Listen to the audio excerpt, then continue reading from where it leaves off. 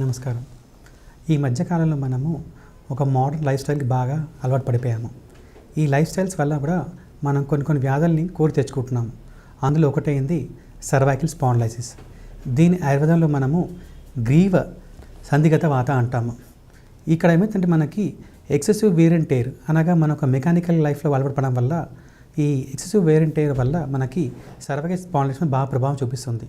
ఇది అక్కడ ఉన్న బోన్ కార్టిలేజ్ని తొందరగా మనకి డీజనరేషన్ సైడ్ మనకి మొగ్గు చూపుతుందన్నమాట. అనగా ఏమైందంటే మనకి మనకి జాయింట్స్కి మనకి ఇది ఇంటర్వర్టిబ్ డిస్క్ అంటాము. ఈ డిస్క్ మనకి ఒక కుషన్ లాగా పనిచేస్తుంది. కానీ మెకానికల్ స్ట్రెయిన్ వల్ల ఇది తొందరగా అరిగిపోతుంది. తద్వారా మనకి స్టిఫ్నెస్ రావడం కానివ్వండి, పెయిన్ కానివ్వండి, కొంతమంది నమ్నెస్ అంటారు. అంటే అక్కడ నర్వ్ కంప్రెషన్ వల్ల మనకి నమ్నెస్ వస్తుందన్నమాట. స్పర్శ కూడా కోల్పోతుంటాము. అంతేకాకుండా హెడేక్ అని ఇలా ఎన్నో రకాలుగా ఇబ్బందులు చెప్తుంటాము. వీటి ముఖ్య కారణం చూసినట్టయితే మనం మెయిన్ చెప్పాలంటే మనకి మెయిన్గా మన వర్క్ అని చెప్పాలి. ఈ మెకానికల్ వర్క్ అతిగా చేయడం వల్ల మనకి మెయిన్గా వస్తుంది. మెయిన్గా సెల్ ఫోన్ బాగా చూస్తున్నాము. ఈ సెల్ ఫోన్ వాడడం వల్ల కూడా మనకి చాలా ఇది సర్వైకల్ పైన బాగా ప్రభావం పడుతుంది. అంతేకాకుండా ప్రొఫెషనల్లో మెయిన్గా సాఫ్ట్వేర్ పిల్లలకి అనమాట. ఈ సాఫ్ట్వేర్ ఉన్న వాళ్ళకి ప్రొలాంగ్ సిట్టింగ్ వల్ల వాళ్ళకి ఈ నెక్ రిజిడ్ రావడం కానివ్వండి, తొందరగా ఈ యొక్క సర్వైకల్ డీజనరేషన్ కూడా చాలా ఎక్కువ చూస్తుంటాం. అంతేకాకుండా ప్రొలాంగ్ స్టాండింగ్ కానివ్వండి, లేదా ప్రొలాంగ్గా మనము ఓవర్ వర్క్ చేయడం లేదా అతిగా ఎక్సర్సైజ్ చేయడం రాంగ్లీ అనమాట. ఇవన్నీ కూడా మనకి సర్వైకల్పై ప్రభావం చూపిస్తుంది. ఇదే మాదిరి చెప్పాలంటే మనము డీహైడ్రేట్ వర్టిబుల్ డిస్క్ అంటాం. డీహైడ్రేట్ అంటే ఇందాక మనం చెప్పినట్టు ఈ ఇంటర్వర్టిబుల్ డిస్క్ ఉందో మనకి ఈ డిస్క్ మనకి ఒక కుషన్లా పనిచేయడం కాకుండా దీనిలో ఫ్లూయిడ్ ఉంటుందన్నమాట. ఈ ఫ్లూయిడ్ వల్ల మనకి లూబ్రికేషన్లా పనిచేస్తుంది. కానీ ఈ జెల్ బికాజ్ ఆఫ్ ఈ యొక్క వేరియంట్ ఎయిర్ వల్ల మనకి తొందరగా అది డ్రై అయిపోతుంది. తద్వారా కూడా మనకి సర్వైకల్ పెయిన్ కానివ్వండి, నెక్ యొక్క స్టిఫ్నెస్ బాగా వస్తుంది. ఈ విధంగా కూడా మనము సర్వైకల్ పెయిన్ బాగా వస్తుందన్నమాట. అంతేకాకుండా మనకి హెర్నియేటెడ్ డిస్క్ అంటాం. హెర్నియేట్ డిస్క్ అంటే ఇక్కడ డిస్క్లో క్రాక్స్ రావడం అనమాట. అది కొన్ని కారణం వల్ల క్రాక్స్ రావడం వల్ల అక్కడ పెయిన్ కానివ్వండి, మూమెంట్స్ కానివ్వండి రిస్ట్రిక్ట్ అయిపోతుంది. అంటే ఒక లిమిట్ వరకు చేయగలుగుతుంటాం అనమాట. అలా కూడా మనకి ఈ సర్వైకల్ పెయిన్ బాగా వస్తుంది. అంతేకాకుండా కొన్నిసార్లు మనకి స్టిఫ్నెస్ ఆఫ్ నెక్ అంటాం.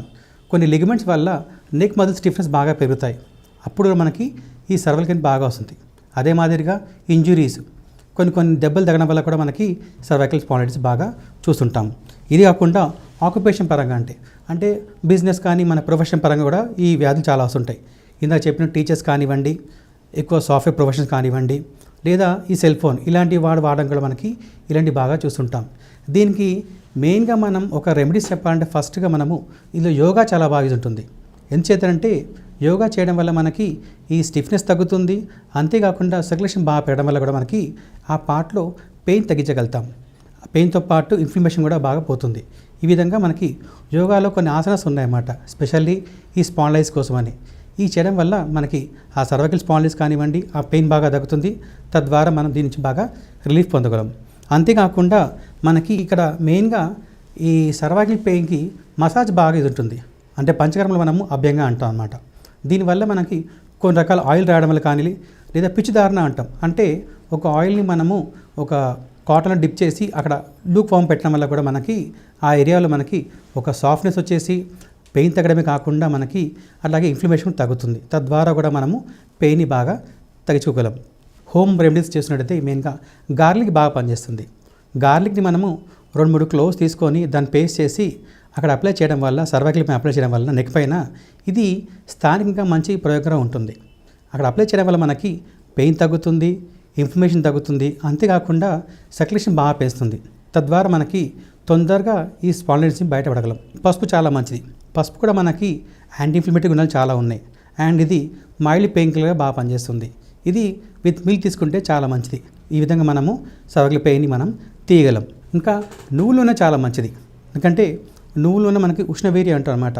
ఇది నువ్వుల నూనె మనం గోరువెచ్చగా అప్లై చేసేసి ఇందాక చెప్పినట్టు పిచ్చిదారణ అంటే చిన్న కాటన్ స్వాబ్లో డిప్ చేసి గ్లూకోమ్ అక్కడ పెట్టినా పర్లేదు, లేదా నువ్వుల నూనె లైట్గా నెక్పై అప్లై చేసి లైట్ మసాజ్ చేసినా కూడా చాలా మంచిది. అలా చేయడం వల్ల మనకి స్థానికంగా బాగా సర్క్యులేషన్ పెరుగుతుంది. అంతేకాకుండా వాపును తగ్గుతుంది, అదే మరి పెయిన్ తగ్గుతుంది. ఈ విధంగా ఇంట్లో చిన్న నువ్వుల నూనెగా మనకి చాలా బాగా యూజ్ చేయొచ్చు. అండ్ గార్లిక్ కూడా చాలా మంచిది. ఎందుకంటే గార్లిక్ అనేది మనకి మెయిన్గా సర్క్యులేషన్ బాగా పెంచడానికిను అండ్ ఇన్ఫ్లమేషన్ బాగా తగ్గిస్తుంది. గార్లిక్ తీసుకున్నా మంచిదే, లేదంటారా ఇదే గార్లిక్ మనం పేస్ట్ చేసి లైట్గా అక్కడ అప్లై చేసినా కూడా మనకి చాలా మంచి మార్పు కనిపిస్తుంది. లైట్గా చేయడం వల్ల మనకి ఆ ఏరియా అంతా సాఫ్ట్గా కాకుండా మన పెయిన్ తగ్గుతుంది. ఈ విధంగా మనం అప్లికేషన్ చేసుకోవచ్చు. అదే మాదిరిగా ఎస్టి మధు అనగా అతి మధురం అంటాం పౌడర్. ఈ అతి మధుర పౌడర్ కూడా మనం తీసుకొని ఒక అర స్పూన్ తీసుకొని గోరువెచ్చని కలిపేసి పేస్ట్ మాదిరి అప్లై చేస్తే కూడా చాలా మంచిది.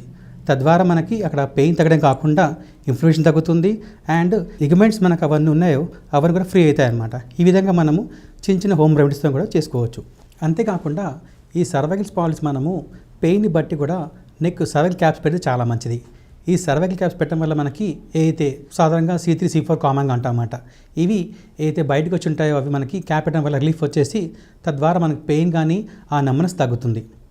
ఈ విధంగా మనము మెకానికల్ కూడా దీన్ని సపోర్ట్ చేయగలం. అంతేకాకుండా ఆయుర్వేదంలో ఎన్నో మెడిసిన్స్ ఉన్నాయి. ఉదాహరణ చెప్పాలంటే అశ్వగంధ చూర్ణం. అశ్వగంధ చూర్ణం మనకి ఒక ఇమ్యూనిటీ బూస్టే కాకుండా మంచి పెయిన్కును అదే మాదిరిగా నర్వస్కి బాగా యాక్టివేట్ చేస్తుంది. ఈ చూర్ణం తీసుకోవడం వల్ల మనకి ఈ స్పాండిలైటిస్లో మనకి మెయిన్గా పెయిన్ కానివ్వండి, వాపులు బాగా తగ్గుతాయి. ఇందాక చెప్పినట్టు సర్వైకల్ స్పాండిలైటిస్ మనకి అభ్యంగా అంటే మసాజ్ చాలా మంచిది ఆయిల్ తోటి. అలా చూసినట్టయితే ముఖ్యంగా చెప్పాలంటే ప్రసారణ తైలం బాగా పనిచేస్తుంది.